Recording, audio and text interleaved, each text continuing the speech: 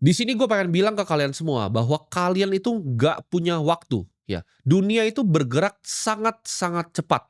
Banyak sekali gue disebut sini tenaga kerja yang akan tergantikan. Banyak yang bilang bahwa oke, teknologi itu tidak akan menggantikan tapi akan membantu. Betul, untuk sebagian orang yang mengerti akan memakai teknologinya. Untuk mereka yang nggak mengerti, yang tidak punya skill-nya untuk memakai teknologinya, mereka akan digantikan.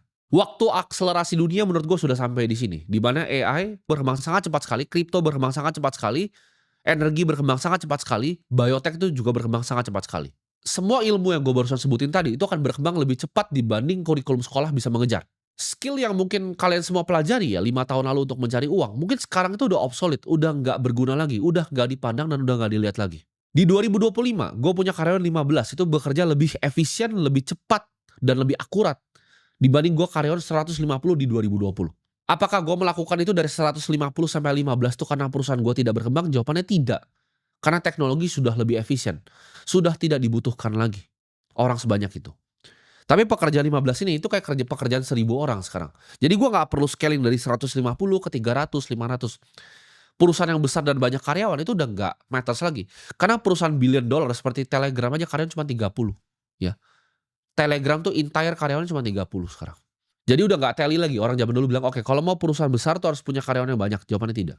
Nah, ke depannya pengusaha-pengusaha yang di depan ya, perusahaan-perusahaan yang besar akan sadar hal yang gua sadari, bahwa 15 tuh bisa kerjain 150. Jadi kalau punya 1.500 bisa dikerjakan dengan 150. Bahkan ke depannya 1.500 bisa dikerjakan dengan 15. Perusahaan akan berubah. Dia nggak akan jadi jaringan karyawan besar tapi special force. Tapi gimana Bang kalau pabrik? Itu semua akan digantikan oleh humanoid robot. Jadi yang bekerja clerical tuh bakal digantikan semuanya, semuanya akan digantikan. Dan dalam 4 sampai 5 tahun ini bakal susah untuk mencari kerja. Ketika banyak pengusaha yang sudah melek seperti gua. Dunia internet ini memberikan kesempatan untuk kalian semua di sini yang ibaratnya mau belajar ya, punya willingness to learn, pengen belajar, pengen tahu hal baru. Untuk mereka yang skeptis, mereka yang sok pintar, gua say sorry di sini kalian akan ditinggalkan oleh dunia. Teknologi memang ada di sini untuk membantu manusia, tapi di saat ada revolusi teknologi yang besar, ya, ketika mesin jahit ditemukan, banyak orang yang akhirnya nggak punya pekerjaan harus beralih ke skill yang lain. Jadi kalian yang punya skill jangan ngerasa nyaman gitu, skill design, skill marketing, skill finance, jangan merasa nyaman. Skill-nya cepet sekali ini akan digantikan. Kita akan berada di momen gue sebutnya, dalam era manusia, ya lu akan ada 2 pilihan. Sebelum ini pintunya ditutup ya, ini di depan ada pintu, pintunya akan ditutup. Cuma akan ada 2 pilihan. Lu akan antara jadi owner atau jadi own, dimiliki ya. Antara lu akan punya aset atau lu cuma nyicil asetnya orang lain. Lu cuma bayarin sewa ke asetnya orang lain. Karena dunia udah berubah ya, kita akan lihat subscription ekonomi ini akan besar sekali. Di mana orang itu udah nggak bisa beli mobil lagi, tren mobil aja udah turun ya. Pembelian mobil tuh trennya selalu menurun selama 3 tahun terakhir. Tapi apa yang terjadi? Kita lihat orang udah nggak mampu beli mobil. Orang jadi, "Oke, gua nggak apa-apa nih. Gua jalan nih, gua naik Grab aja, gua nggak masalah sama sekali. Gua naik motor aja gua nggak masalah sama sekali." Dan ini akan begitu ke semua bidang. Bahkan entar kalian nggak bisa tinggal lagi, ya. Semuanya kalian subscribe, gitu. Apartemennya orang yang punya kalian nggak bisa beli, kalian harus sewa apartemennya. Ketika kalian sewa apartemennya, makanannya kalian sewa juga. Kalian bayar subscription untuk makanannya. Kedepannya dunia akan mengarah ke sana. Semua akan jadi subscription ekonomi, you will own nothing. Karena ini agendanya World Economic Forum, ya. Udah sering disebut di forum-forum dunia bahwa you will own nothing, lu nggak akan punya apapun dan lu akan jadi orang yang bahagia. Jadi antara jadi owner atau dimiliki sama orang lain. Nah, dari 2 tipe manusia ini akan kita bisa filter nih mana yang akan jadi owner, mana yang akan jadi dimiliki. Dari mana? Dari kebiasaan hidupnya.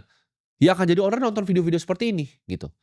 Yang di-own sama orang lain itu akan ngerasanya, "Aduh, gua ini cuma scrolling TikTok," gitu kan, ada gosip artis terbaru gua ikuti, ada gosip ini terbaru gua ikuti.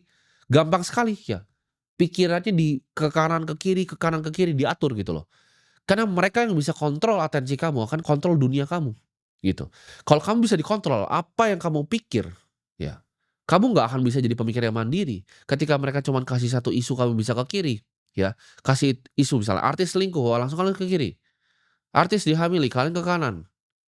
Ketika ada isu penting yang sebenarnya terjadi di depan mata kalian, kalian nggak bisa lihat gitu loh, ya. Itu sudah perbudakan di era digital, kalian terperangkap di algoritma media sosial. Nah, kompetisimu tuh banyak, ada orang yang ngomong seperti itu, ada orang yang suka dengan gosip-gosip seperti itu.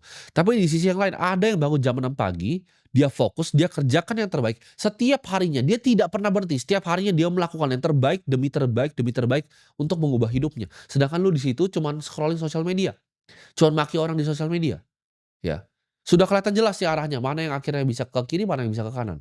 Di saat lu lagi gosip, di saat lu lagi jadi haters, ada anak yang di umuran sama dengan lu, berkompetisi, bangun pagi, pelajarin ya, bangun, ya kan, dia belajar, oke, aset masa depan tuh apa? Kira-kira skill apa aja? Gimana caranya gue mengerti artificial intelligence ini apa? Gimana caranya gue ngerti renewable energy ini apa? Gimana caranya gue ngerti next gen-nya dari biotech itu apa?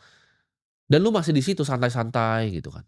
Jangan pikir dunia ini akan jadi lebih gampang. Dunia ini dengan teknologi akan jadi selalu lebih sulit. Karena kompetisinya lu kompetisi sama robot nanti. Penyesalan itu akan jadi hal yang selalu terjadi ya. Ketika 5 tahun nanti udah lewat, lu dengerin apa yang gue ngomongin ini. Ya mungkin lu masih nggak percaya, lu masih mau menghujat, lu masih mau ngerasain bahwa yang gue omongin ini bukanlah fakta. Silahkan gitu. Tapi ketika penyesalan itu datang, lu akan menyesal. Semua yang keluar dari mulut gue adalah kebenaran. Gue pun sama, ya gue liat kompetisinya sama. Ketika gue liat gen-gen alpha yang jauh di bawah, yang masih mungkin umurnya belasan, tapi cara pikirnya sudah jauh sekali dibanding gue di umurnya itu. Gue ngerasa gue akan kalah ya.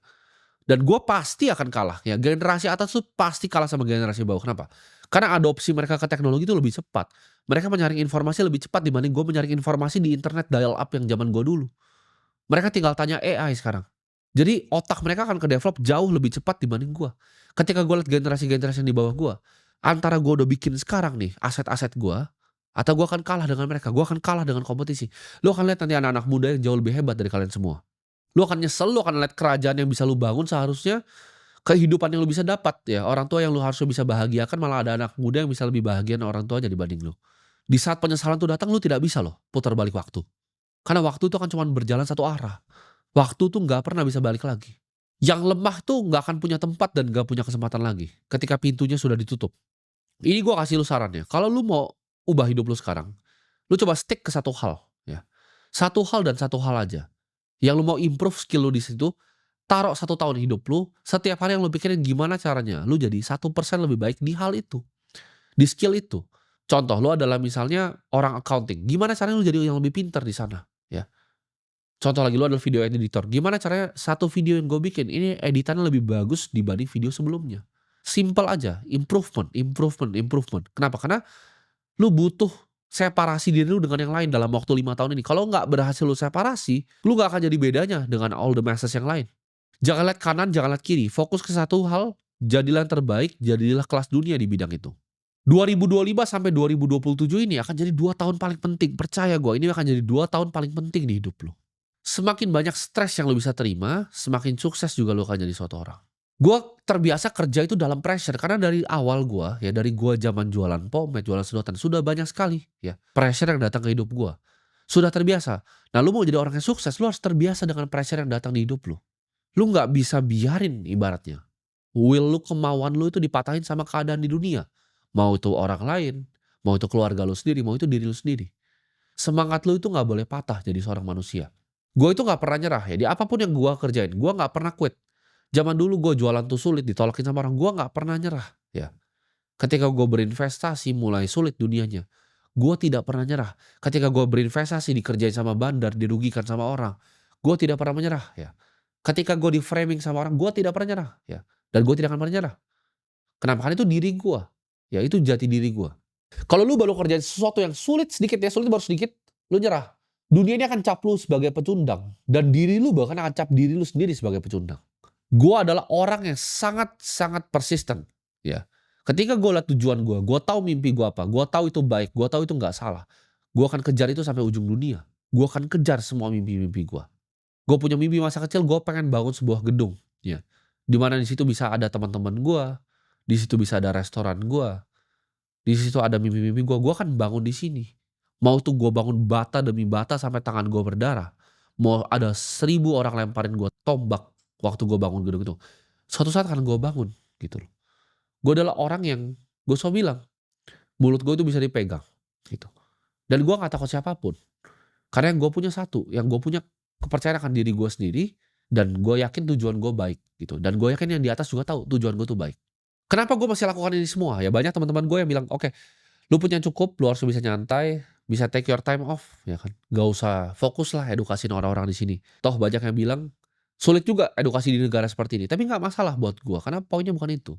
Gue bikin ini semua karena gue ada janji yang gue bikin ke Tuhan. Waktu gue dulu ya, di saat gue bilang, Ya, ketika gue bebas dari jeratan rantainya, gue akan bebasin semua kalian dari jeratan rantainya. Gue nggak takut, ya banyak yang nggak suka, banyak orang-orang di atas sana dengan kekuasaan yang luar biasa yang nggak suka, gue nggak masalah, gitu. Mereka nggak suka gue bebasin rantainya dari kalian, nggak masalah gue.